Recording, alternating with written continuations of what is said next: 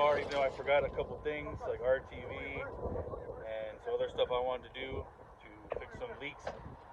But I do have a new transmission pan and pan gasket, so I'll start with that. And then at some point in this video, I'll probably start working on the rest of the stuff. So let's get under the car. So the first problem is these bolts are like barely tightened, so that's probably also a cause of the leak. And I'm sure the gasket's old as hell. The fluid, not terrible. So let me get the whole pan on. Well, it started raining, so I'm just gonna have to take a break because I'm not trying to get soaking wet. So finally, I have the pan down. The gasket is it's soft. It's not hard, and the pan is dirty, but I don't know. It doesn't look like bad, but it doesn't look great. But I think it's, I don't even know what side it is. I think it's this side actually, I'm not sure. But it's the passenger side that had the leak. So I'm gonna go underneath it and check out the filter and all that to see how that looks. All right, so the filter, I don't really know what the hell I'm looking at actually. It doesn't look bad. Everything in there looks clean. The leak was coming from this side, like this edge of the transmission. I don't think it's coming from anything up there. But now that the pan's out of the way, I get a better look, but it doesn't even look like the O-ring. You can't even see the O-ring on the, for the dipstick. It's mucky, but not wet. So I'm just gonna go ahead and say it was the pan. I'm just checking out the lines. I don't even know what this is back here. I wonder if that's something. I don't know. But I'm gonna go ahead and do the pan, the gasket, and the filter, and hope for the best. All right, so I got a new pan, and I saw this trick on the Car Wizard's channel. Basically, just use some super glue, and you're gonna put it on all these raised edges here. Apply the gasket, line it up, and then flip it, and then put something heavy on it and let it dry, and then it won't move when you go to put it up. So I'm going to do that on here and on the filter. There's a little trick. Hopefully it helps you guys. All right, so the new pan is in. Everything's torqued down, way tighter than it was coming out. So hopefully that takes care of our leak. I'm going to fill it up. Unfortunately, it is getting dark, so that's about all I'm going to be able to get done today. Yeah, I know. So a whole lot more to do. All right, so I'm back, and yeah, it leaked in the front.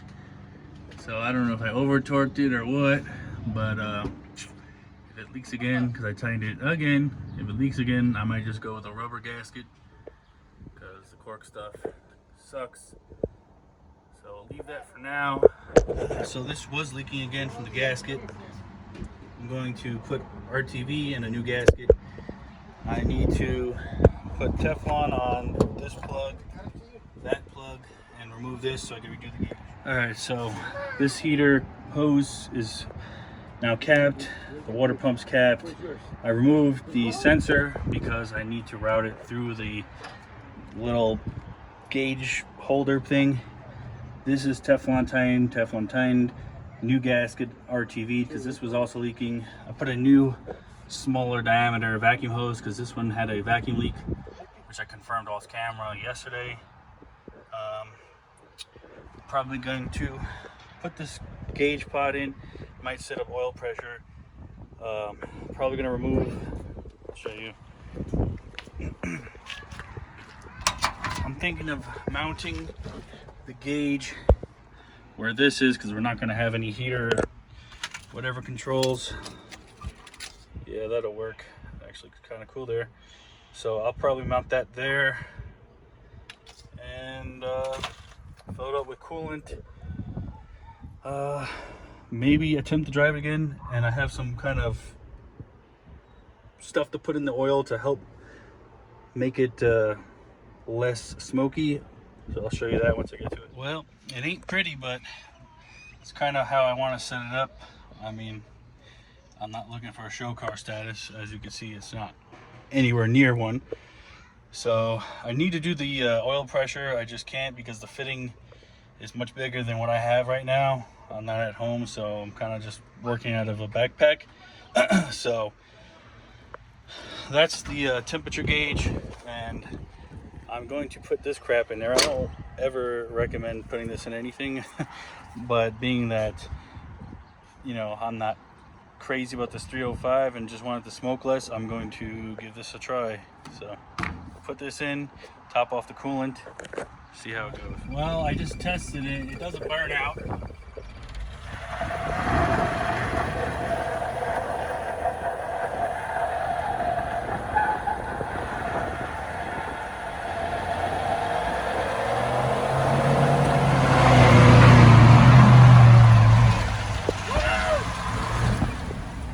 So it doesn't burn out.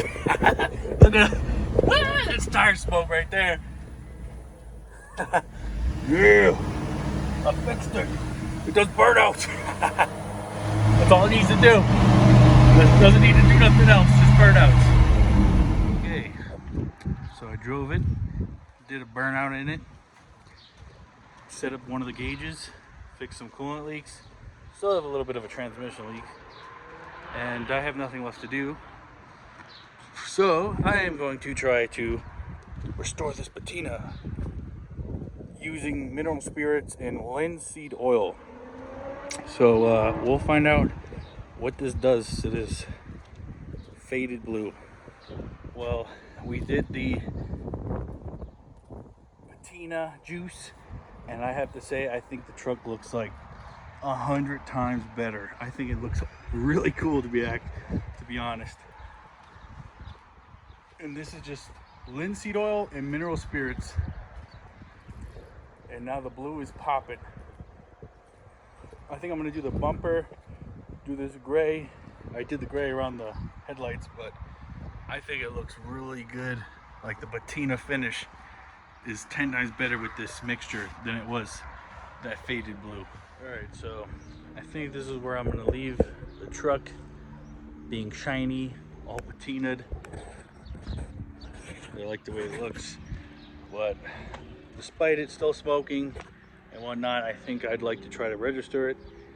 So hopefully by next series of the C10 build, I get it legal and I could drive it and I could get that hunt going for that 350 engine.